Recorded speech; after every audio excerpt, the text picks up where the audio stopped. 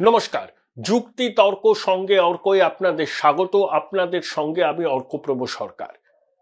ইংরেজদের বিরুদ্ধে স্বাধীনতার লড়াইয়ে যারা উল্লেখযোগ্য ভূমিকা নিয়েছিলেন তাদের মধ্যে সীমান্ত গান্ধী, খান আব্দুল গাফফার খানের কথা আমরা সবাই জানি।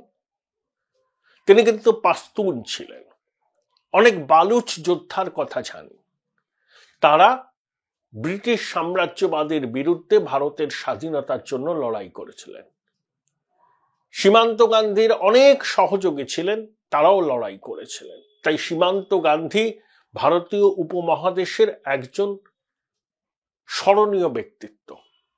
কিন্তু এখন যেটা ইসলামাবাদ, এখন যেটা লাহোর, ধরুন করাচি, সেখানকার কোনো স্বাধীনতা যোদ্ধার কথা আপনাদের মনে আছে যারা ব্রিটিশদের বিরুদ্ধে জীবন বাজি রেখে লড়াই করেছিলেন? না, আমি তো অন্তত মনে করতে পারবো না। অনেকে ব্রিটিশদের পদলেহন করেছিলেন, কিন্তু ওই আফগানরা, পাস্তুনরা, বালুচরা ওরা রেবেল। আফগানিস্তানে সুপার পাওয়ারের গ্রেভিয়ার্ড রচনা হয়েছে। আফগানিস্তানকে ঘিরে একসময় গ্রেট গেম হয়েছে। তাই বিদ্রোহী আফগানরা আত্মমর্যাদা জ্ঞান সম্পন্ন মানুষ, তারা দাসত্ব স্বীকার করে না। 21 সালে তালিবানরা যখন আফগানিস্তান দখল করলো তখন পাকিস্তান উচ্ছ্বসিত হয়েছিল, মনে করেছিল যে আফগানিস্তান তাদের ক্লায়েন্ট স্টেট হবে, করদ রাজ্য হবে, পঞ্চম প্রভিন্স হিসাবে আফগানিস্তান পাকিস্তানের সঙ্গে মিশে যাবে। আজ না হয় কাল পাকিস্তানের বিভিন্ন টেলিভিশনের স্টুডিওতে সে কি উৎসাহ, সে কি উদ্দীপনা, পটকা ফাটছে, বাজি ফাটছে। পাকিস্তানের নেতৃবৃন্দ কাবুলে চলে গেলেন, কূটনৈতিক স্বীকৃতি দেওয়া হলো। এখন আফগানিস্তান পাকিস্তান সম্পর্ক খাদের কিনারায় দাঁড়িয়ে আছে। এই প্রেক্ষিতেই ভারতের বিদেশ সচিব বিক্রম মিশ্রি দুবাই গিয়ে তালিবান সরকারের বিদেশ মন্ত্রীর সঙ্গে বৈঠক করলেন। সেই বৈঠকে মিস্ত্রি তালিবান সরকারকে কার্যত ব্ল্যাঙ্ক চেক দিয়ে দিয়েছেন। হিউম্যানিটেরিয়ান এইড, ইনফ্রাস্ট্রাকচার, যেখানে যা প্রয়োজন ভারত সহায়তা করবে, এবং আফগান ক্রিকেটারদের প্রশিক্ষণ থেকে শুরু করে আরো অনেক কিছু বিষয়ে ভারত সহায়তা করবে। এখন তালিবানের সঙ্গে পুরোপুরি কূটনৈতিক সম্পর্ক নেই ভারতে, কিন্তু আদান প্রদান চলছে। আগে মিস্টার সিং, ওনার নামটা ভুলে গেছি পুরো নামটা, তিনি জয়েন্ট সেক্রেটারি ছিলেন আফগানিস্তান পাকিস্তানের। তিনি কাবুলের ডিসপেন্সেশনের সঙ্গে যোগাযোগ রাখতেন, এখন বিদেশ সচিব নিজে রাখেন। আর ইরানের যে চাবাহার বন্দর ভারত পরিচালনা করে, তালিবান মনে করলে সেই চাবাহার বন্দরকে কাজে লাগাতে পারবে। আমেরিকা যখন আফগানিস্তান ছেড়ে চলে গেল তখন সেখানে অত্যাধুনিক অস্ত্রশস্ত্র রেখেছিল। বিভিন্ন রকম ফিগার আসছে, কেউ বলছেন $7 বিলিয়ন, আবার ট্রাম্প প্রশাসনের অনেকে বলছেন নানা $50-60 বিলিয়ন সম্পত্তি আফগানিস্তানের মাটিতে আছে। সেই অস্ত্র তালিবানরা ব্যবহার করছে, তেহরিকে তালিবান পাকিস্তানও সেই অস্ত্র ব্যবহার করছে। আর পাকিস্তান আফগানিস্তানের সীমানা নির্ধারণকারী ডুরান্ড লাইনের অস্তিত্ব আফগানিস্তান মানে না। অর্থাৎ ভারতের সঙ্গে আফগানিস্তানের সীমানা আছে। আপনাদের মনে আছে 2019 সালে যখন সিএএ নিয়ে সংসদে আলোচনা হচ্ছেন তখন কেন্দ্রীয় স্বরাষ্ট্রমন্ত্রী অমিত শাহ বলেছিলেন যে আফগানিস্তানে ধর্মীয় সংখ্যালঘুরা নিপীড়নের শিকার হলে তারা ভারতে আশ্রয় পাবেন, ধর্মীয় কারণে নিপীড়নের শিকার হলে। তখন অনেকে বলেছিলেন আফগানিস্তানের সঙ্গে ভারতের সীমানা কোথায়? অমিত শাহ বলেছিলেন যে ভারতের ম্যাপটা দেখুন, ওয়াখান করিডোর, ওটা হচ্ছে আফগানিস্তান ভারতের সীমানা, বাদাখশান প্রভিন্সের একটু উপরে। এমন গুরুত্বপূর্ণ এই জায়গাটা, সেখান দিয়ে তাজিকিস্তান যাওয়া যায়, সেখান দিয়ে চীনে যাওয়া যায়, পাকিস্তান, অর্থাৎ গিলগিট বাল্টিস্তানের কন্টিগুয়াস হচ্ছে ওয়াখান করিডোর, অনেকটা প্যান হ্যান্ডেলের মতো। প্যান হ্যান্ডেল মানে আমরা এগ ভুজিয়া যখন রান্না করি তখন এই প্যান হ্যান্ডেলকে আমরা ইউজ করি। তো ওটা গিলগিট বাল্টিস্তানের লাগোয়া। গিলগিট বাল্টিস্তান ভারতের অংশ, পাকিস্তান জোর করে দখল করে রেখেছে। ওটা ভারতের অংশ এবং তার সঙ্গেই আফগানিস্তানের বর্ডার আছে ওয়াখান করিডোর। তাহলে ভারত আফগানিস্তানের সম্পর্ক তো অনেক দিনের পুরনো, অনেক দিনের পুরনো। এখনো তো আমরা শহরে বিভিন্ন আফগানকে দেখতে পাই, বহু আফগান ছেলে এখানে স্কলারশিপ নিয়ে পড়ে। মুম্বাইতে একজনকে, যার সঙ্গে ইনফরমালি তালিবান রাষ্ট্রদূত হিসাবে নিয়োগ করেছে, সে ভারতবর্ষে 7 বছর ধরে পড়াশোনা করেছে ভারত সরকারের স্কলারশিপ নিয়ে।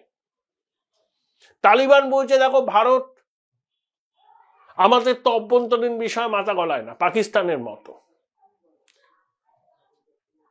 পাকিস্তান আফগানিস্তানকে তাদের পঞ্চম প্রদেশ হিসাবে ট্রিট করে। ভারত বলছে আমাদের একটাই লক্ষ্য, ভাই আফগানিস্তানের মাটি থেকে যেন ভারত বিরোধী কোনো কার্যকলাপ না হয়, সেটা আপনারা দেখুন। বিনিময় কি চাই আপনাদের, আমরা ব্ল্যাঙ্ক চেক দিয়ে দিলাম। এবং পাকিস্তানের শিরোপীড়ার কারণ, কাবুল যদি এখন ভারতের কথা শোনে, তাহলে পাকিস্তানের আর লজ্জার কি বাকি থাকতে পারে? যাকে উচ্ছ্বসিত হয়েছিল তালিবানদের দখলে আফগানিস্তান যাওয়ায়, সেই পাকিস্তান এখন লড়াই করছে আফগানিস্তানের সঙ্গে। সেই জন্য আইএসআই ডিজি চলে গেছে তাজাকস্তানে, দুশানবেতে। সেখানে নর্দার্ন অ্যালায়েন্সের নেতা আমরুল্লাহ সালে তাদের সঙ্গে কথা বলেছেন। যে আমরুল্লাহ সালে আফগানিস্তানের ভাইস প্রেসিডেন্ট ছিলেন এবং আফগানিস্তানে ওই যেমন আইএসআই আমাদের যেমন র, তেমনি আফগানিস্তানের সংস্থা, তার প্রতিষ্ঠাতা। আইএসআই তাকে খতম করার কম চেষ্টা তো করেনি, তার অফিসে হানা হয়েছে, তার কনভয়ে হামলা হয়েছে, তিনি বেঁচে গেছেন। তিনি পাকিস্তানকে দুচক্ষে দেখতে পারেন না, তিনি ভারত বন্ধু এবং তালিবান বিরোধী। দেখুন নর্দার্ন অ্যালায়েন্সের আমরুল্লাহ সালে, আহমেদ মাসুদ, তার সঙ্গে ওরা কথা বলছে। লায়ন অফ পঞ্জশিরের ছেলে আহমেদ মাসুদ সাইন্ডাস থেকে মিলিটারি কোর্স করেছেন, কিংস কলেজ থেকে পলিটিক্যাল সায়েন্স নিয়ে অনার্স করেছেন, ইরানের স্কুলে পড়াশোনা করেছেন। এরা ভারতের বন্ধু, আইএসআই এর শত্রু ছিল, পাকিস্তানের শত্রু ছিল। এখন তালিবানের বিরুদ্ধে লড়াই করার জন্য নর্দার্ন অ্যালায়েন্সের নেতাদের সঙ্গে সমঝোতা করতে চাইছে পাকিস্তান, আইএসআই। আর ভারত বলেছে কি, যে নর্দার্ন অ্যালায়েন্স আমাদের পুরনো বন্ধু, আমরা নর্দার্ন অ্যালায়েন্সের সঙ্গে কথা বলে নেব। কিন্তু তালিবান, তাদের সঙ্গেও আমাদের সম্পর্ক থাকবে। হতে পারে আনুষ্ঠানিক কূটনৈতিক সম্পর্ক এই মুহূর্তে তৈরি হলো না, কিন্তু একটা ঘনিষ্ঠ কথাবার্তার সম্পর্ক থাকবে, যাতে আফগানিস্তানের মাটি থেকে ভারত বিরোধী কোনো কাজ না হয়। সেটা তালিবান সরকার নিশ্চিত করলে আমরা ব্ল্যাঙ্ক চেক দিয়ে দিয়েছি, যত টাকা লাগে আমরা দেব আফগানিস্তানের উন্নতিতে। সেটা হিউম্যানিটেরিয়ানের হতে পারে, ইনফ্রাস্ট্রাকচার তৈরিতে সহায়তা হতে পারে, আফগান ক্রিকেট দলকে ট্রেনিং দেওয়া হতে পারে, চাবাহার বন্দরকে আফগানিস্তান যদি ব্যবহার করতে চায় রপ্তানি করার জন্য, সেটাও তারা করতে পারে। Blank cheque. ভারত যারা সফট পাওয়ার, সবকিছু মিলিটারি দিয়ে হয় না। Join Indian Institute of Hotel Management now. Right choice, right decision. সাদে মাইক্রোসফটের সিইও সত্য নাদেলা বলেছেন যে $3 বিলিয়ন তারা ক্লাউড কম্পিউটিং এবং আর্টিফিশিয়াল ইন্টেলিজেন্সের ইনফ্রাস্ট্রাকচার তৈরি করবেন ভারতে। 1 কোটি ছেলে মেয়েকে এন্টারপ্রেনার বানাবেন, আর্টিফিশিয়াল ইন্টেলিজেন্স নিয়ে প্রশিক্ষণ দেবেন। কারণ ভারত এআই এর হাব হচ্ছে। তার ডেমোগ্রাফিক ডিভিডেন্ড, তার মেধা সম্পদ, তার মিলিটারি পাওয়ার, চতুর্থ বৃহত্তম অর্থনীতি 2047 সালের মধ্যে ডেভেলপ নেশনে পরিণত হবে। ভারতকে এড়িয়ে কারুর পক্ষে চলা সম্ভব নয়। তাই তালিবানও বুঝেছে যে পাকিস্তান তো তাদের কিছুই দিতে পারবে না। ইতিমধ্যে আফগানিস্তানে ভারতের ইনভেস্টমেন্ট আছে, একটা টেকনিক্যাল টিম আছে কাবুল এম্বাসিতে। পাকিস্তান ঝগড়া করবে, তেহরিকে তালিবান পাকিস্তানের উপর হামলা চালাবে, আফগানিস্তানের নিরীহ মানুষকে বোমারু বিমানের থেকে বোমা ফেলে হত্যা করবে। রণদীপ জয়সওয়াল যেভাবে পাকিস্তানের বিমান হানা আফগানিস্তানের মাটিতে নিন্দা করেছিলেন, তারপরেই দেখুন বিক্রম মিশ্রি বৈঠক করলেন দুবাইতে। আফগানিস্তানের বিদেশ মন্ত্রীর সঙ্গে। তাহলে ক্রোনোলজিটা আমাদের বুঝতে হবে, অর্থাৎ তালিবান রেজিমের সঙ্গে ভারত একটা ঘনিষ্ঠ সম্পর্ক গড়ে তুলবে, তাহলে পাকিস্তানের প্রভাব নষ্ট হবে। পাকিস্তান বাংলাদেশকে তাদের করদ রাজ্যে পরিণত করতে চাইছে, অনেকদিন পর হারিয়ে যাওয়া ভাইকে তো তারা পেয়েছে, কিন্তু তাদের সেই ডিজাইন শেষ পর্যন্ত সফল হবে না। তার কারণ হচ্ছে বাংলাদেশের বহু মানুষ এখনো 71 সালে খান সেনার অত্যাচারকে ভোলেনি। কত মানুষ যে নিহত হয়েছিলেন, কত মাতৃশক্তি যে ধর্ষিতা হয়েছিলেন, তার কিন্তু ইয়ত্তা নেই। এবং সেই গণহত্যা, সেই অত্যাচারের জন্য পাকিস্তান কখনো ক্ষমা চায়নি।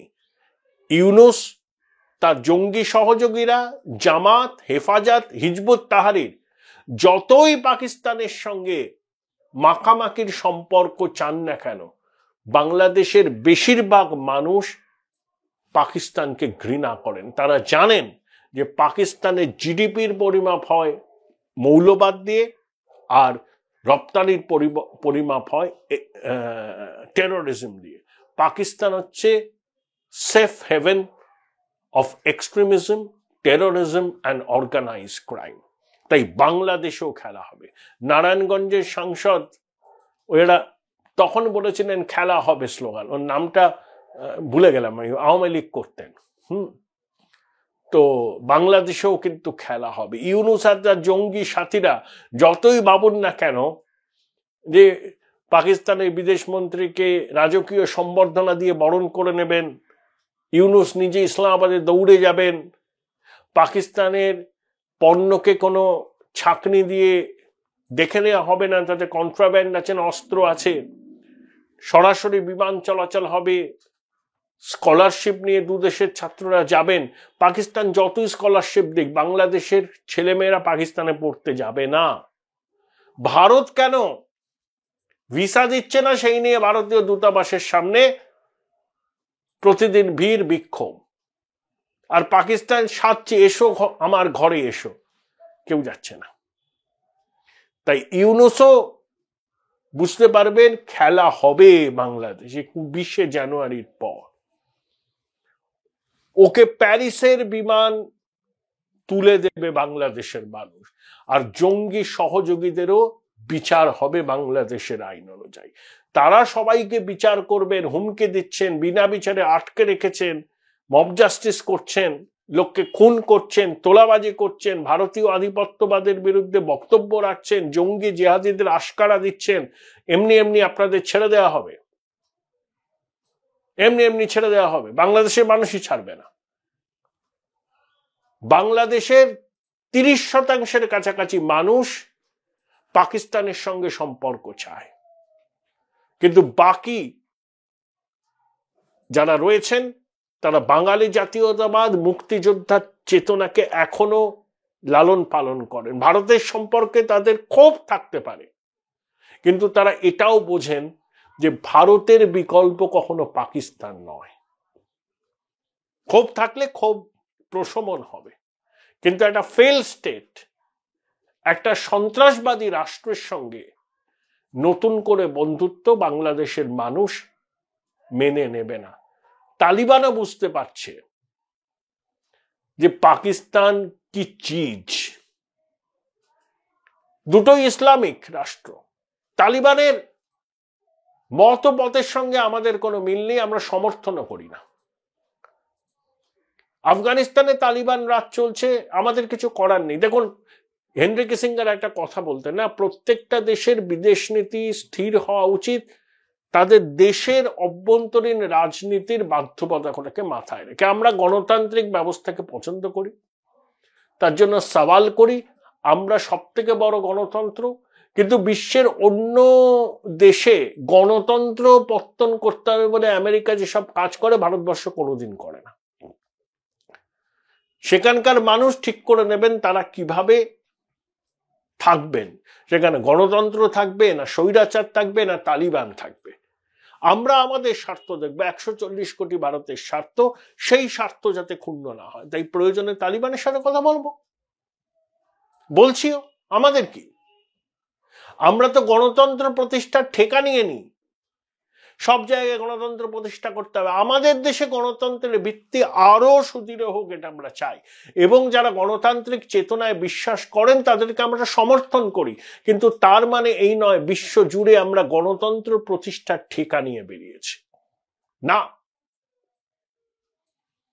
যে দেশে যারাই শাসন করুন না কেন, ভারতের স্বার্থ সেখানে যদি যুক্ত থাকে, ভারত তাদের সঙ্গে কথা বলবে, সাহায্য করবে, যাতে বাণিজ্য চলে, কিছুটা আদান প্রদান হয়, এবং তাদের মাটি থেকে ভারত বিরোধী কোনো কাজ যাতে না হয় সেটা এনশিওর করবে। দেখুন মালদ্বীপের প্রতিরক্ষা মন্ত্রী কি বলেছেন, আমরা বিপদে পড়লে ভারত সবার আগে আসে। প্রথমে বিদেশ মন্ত্রী, তারপর প্রতিরক্ষা মন্ত্রী এলেন, মুইজ্জু এলেন। চীন তো বেল্ট অ্যান্ড রোড ইনিশিয়েটিভে প্রচুর টাকা ঋণ দিয়েছে, তো ঋণের ফাঁদে মালদ্বীপ ফেলে যায়। ভারত বলেছে না, ঋণ নয়, আমরা গ্র্যান্টিং এড দেবো, ইনভেস্টমেন্ট করব। শ্রীলঙ্কার প্রেসিডেন্ট দিশারা নায়েক, তার প্রথম ডেস্টিনেশন দিল্লি, তারপরে তিনি চীনে যাচ্ছেন। দিশারা নায়েক বলেছেন যে শ্রীলঙ্কার মাটি থেকে ভারত বিরোধী কাজ হবে না। ঠিক একই কথা বলছে তালিবান। এটাই হচ্ছে আমাদের বিদেশ নীতির সাফল্য, সফট পাওয়ার হিসাবে আমাদের উঠে আসা। ইউনূসের জঙ্গি সাথীরা ভূ রাজনৈতিক বাস্তবতা বোঝেন না, ভারতীয় আধিপত্যবাদের বিরুদ্ধে সরব হতেই পারেন, লাভ কিছু হবে না। কয়েকদিন পরেই দেখবেন কি খেলা হচ্ছে বাংলাদেশে, সে খেলা ভয়ঙ্কর খেলা। ধৈর্য ধরুন, অপেক্ষা করুন, খুব বেশি দেরি নেই।